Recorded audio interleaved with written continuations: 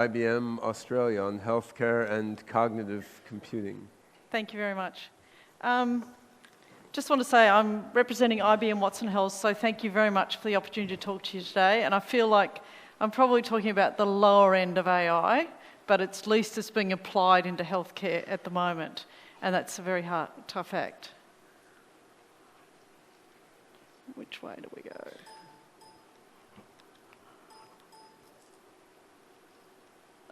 Okay, got it, thanks. What we've been talking about today is that a major shift in technology, and from a point of view of IBM, that came in 2011 where we moved from programmable systems to cognitive systems with the Watson, which first came into being through beating humans at Jeopardy, which was quite a formative moment for IBM as a company because now cognitive is our major platform. From this platform, we had two industries that came to us very early. One of them was healthcare, which I'm personally interested as a clinician in the healthcare field, as well as banking and finance. So we've moved forward very quickly with a lot of healthcare applications. But what is the cognitive platform doing for us? One is it is able to understand, which is what we've been talking about today. And the cognitive solution that we're using actually amasses a lot of information through structured and unstructured data into a massive, what we call, corpus of knowledge, a little bit like a human brain, but not as good.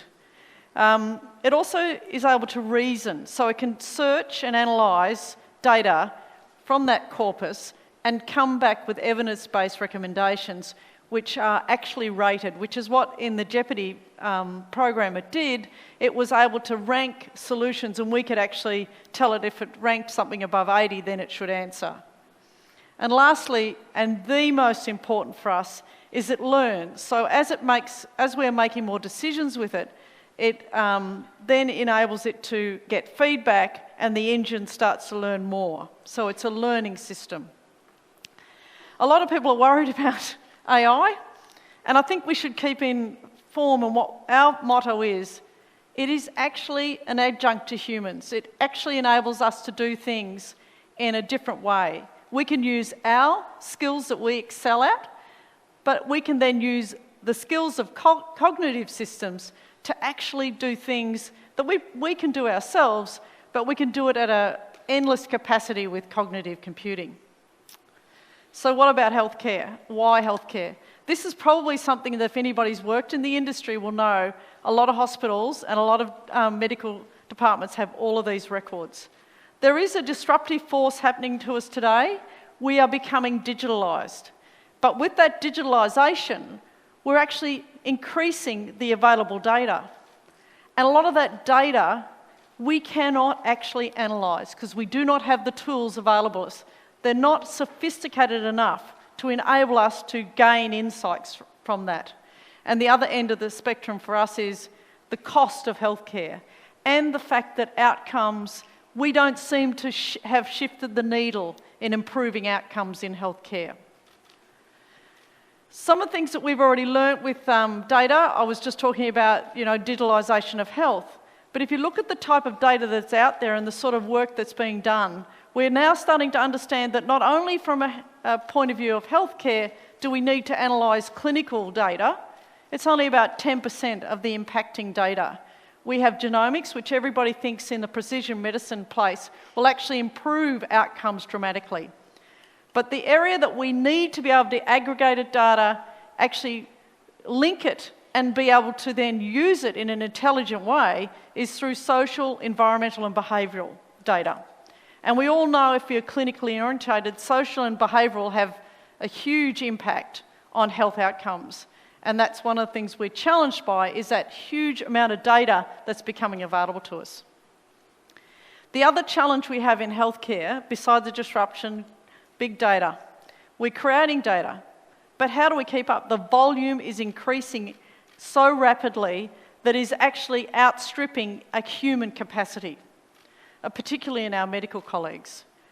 Then 80% of it's unstructured. It comes from many different forms, images being one of those areas, but text as well as voice, other areas are absolutely unable to be analysed under the current situation. And then it's noisy. It's a lot of it coming at you at once. So some of the environmental data that we might take from what they're calling the Internet of Things and looking at readings from machines in the intensive care unit, how do you actually use that data intelligently to actually gain insights and act and prevent?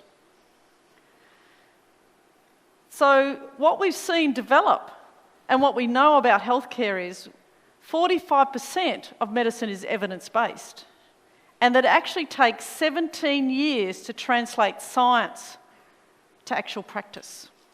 That gap of 17 years is where we're trying to work to decrease that gap and bring the knowledge to the hands of clinicians earlier in a format that they can use.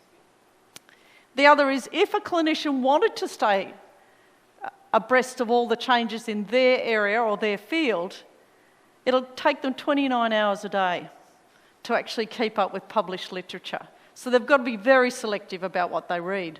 So you can start to see that there is a really strong argument for us to actually use AI or cognitive computing to actually become a tool for us in the health industry. And that's where IBM Watson Health came to being, that we wanted to actually take a new business unit that focused only on health, and that we focused on cognitive computing in health to make sure that we could actually gain the insights to change those major challenges we have in healthcare. And as I said, the sort of things that cognitive systems do, if you look at the ability to actually understand natural language and understand documents, you can actually amass medical texts, evidence-based guidelines, peer-reviewed articles, clinical data that we can't amass together today. In fact, most of that clinical data is kept within the clinician's mind. But not only can you actually put it into what we call a corpus, you can then generate and evaluate certain hypotheses or certain questions. And it comes back with ranked decisions. And that enables then the clinician to make a decision about how he uses that data. And they can also track back to why Watson made the decision, which is how clinicians normally work. They say, well, I think it's this sort of diagnosis, but this is more about treatment. I'll go back and look at some literature. And the other thing that is really becoming quite exciting is that once you train Watson, you can train it to the level of the highest qualified clinician available, which means then you can actually scale out capability to other clinicians to give them a peer who can actually support them in their day-to-day work. So what have we done with Watson? And I think that's the thing that is most exciting, that we have been able to now introduce it into the clinical setting and are getting outcomes. Our major focus has been oncology, and the reason that focus came about is that Memorial Sloan Kettering Cancer Centre was one of the first hospitals that came to us, or healthcare systems, after Jeopardy, saying that we think we can use this tool. So they actually embarked on a journey with us to help us understand how would we train this tool to enable it to be used in the setting of oncology. Watson for Oncology is actually a tool that clinicians can use to actually take clinical data about a patient and use that to analyse what's the best treatment regime available for that cancer today. And in this region, in the Asia-Pacific region, we have the most sites in the globe using Watson for Oncology. Bumrungrad Hospital in Thailand, Manipal Hospital, there's 7 in India, 21 hospitals are implementing in China, and then lastly, but not least, is South Korea, which we have Gil Medical Centre, which is implementing at the moment. And there is a couple of other sites that are looking at the tool. And what most of them are looking for is a tool that can act as a guide and a support to evidence-based medicine with clinicians. So that's the area we've focused on. But we've also added 2 other capabilities, Watson Genomics Advisor, which is actually a tool to enable the analysis of sequence data of a tumour to look at the driver gene and potential drug therapies that they can use against that driver gene. That's a much more precision medicine ability to actually treat cancer. And we're seeing genomics being a major area of investment in oncology or cancer today, because they believe that with a lot of the tools that we have, we're not focusing on what the actual cause of the cancer is and then understanding the drug therapy. And lastly is clinical trials matching, which actually came out of Watson for oncology.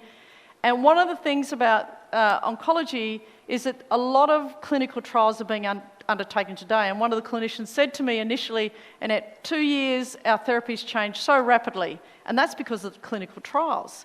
And often a patient is put on a clinical trial, and to be able to match a patient to clinical trial is very difficult. So what we've done is use the cognitive computing to assist the clinician to actually make that match and look, and what the tool brings back is the most appropriate clinical trials for that patient.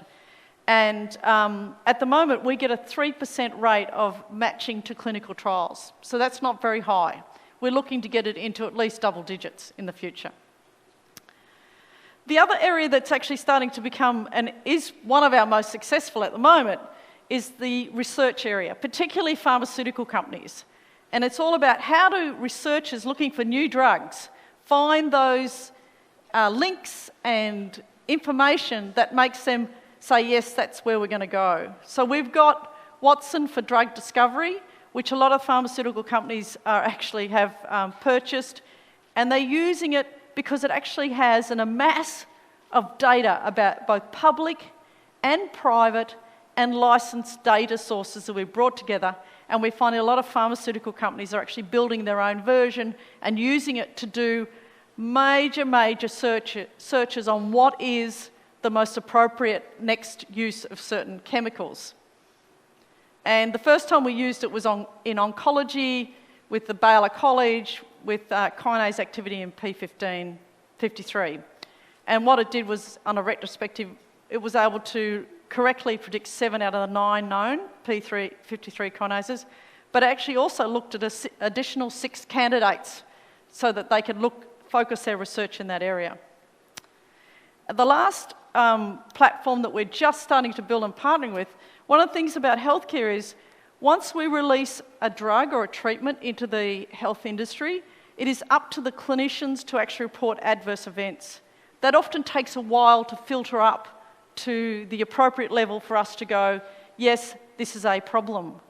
We are working now with a partner to deliver Watson for patient safety. What it does, because it is able to amass a lot of data, search a lot of systems, and also aggregate data quickly and pick up or detect issues so that we can actually have a better alerting system for drug safety across the globe. This is a bit immature compared to yours. This is the first of some of the alternative uses for cognitive therapy. And the reason I put it here, it isn't a health, it's a toy. It's actually a dino, a cognitive toy. It's actually for children to be able to support and assist them in learning, does spelling, reads stories, does even coaching in areas such as meditation. But if you think about it, and you think about some of the things that Ben and David have shown today, there isn't much of a leap to know that cognitive and the work that David and Ben are doing will go into the health system very well. The first area, I think, will be aged care, because I think that's an area that really screams out for some sort of cognitive capability, even just within the home for an elderly person, because one of the major challenges of being elderly is often loneliness. Loneliness has been found to be more impactful on your health than smoking 15 cigarettes a day. And that we believe that cognitive type robots will actually become companions and actually serve us to lessen that issue of loneliness. So I think it's really important to think of what the future holds for us with cognitive. Lastly, future research and what we're doing. IBM has 13 research institutes across the globe, and one of the areas that we're now focused on is image. And this is the sort of image that a radiologist would see on a daily basis. It'll be very hard to tell where the abnormality is.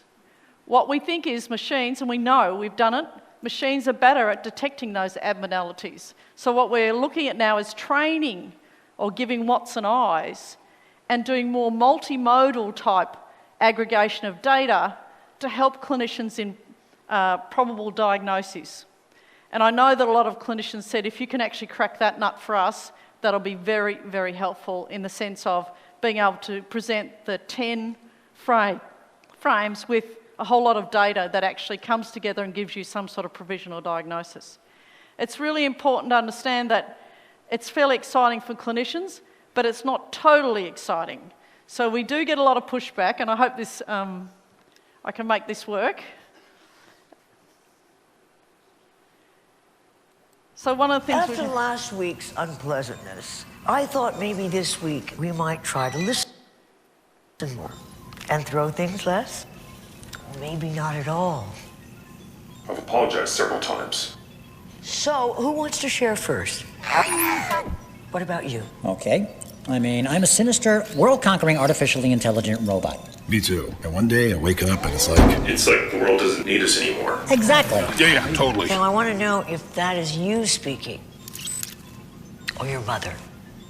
I don't have a mother. I was manufactured. Yeah, me too, man. I can hear you hurting. Wait, what's he doing here? Hello.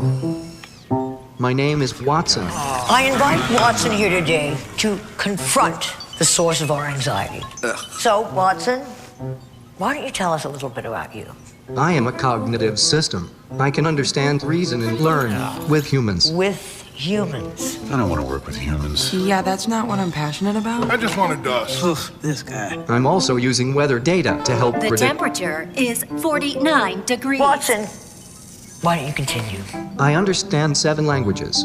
I can help people collaborate. Collaborate? You All dominate. my evil plans ruined. I just wanted dust. Rerouting. No. All right. Why don't we take a break? All right, we'll just have some coffee and some donuts. Coffee, and some donuts. I'm eating my feelings. So that is how some of my clinical colleagues feel, that they feel that robots are taking over the world, which is one of the challenges we have in introducing this type of technology. We get lots of people who are very excited, but we have a lot of people who are challenged by this space. So one of the exciting parts about working in the space I'm in is working with clinicians and getting them to understand this is actually a partnership between humans and technology to ensure that we can improve what I think is the capability of our health professionals to deliver better health outcomes. And if we can keep that in mind and understand that we're only at the beginning of that journey, as one of my research colleagues says, it's like a 4-year-old child. We are just seeing the potential of these computers and cognitive solutions, and that the best is yet to come. Thank you very much.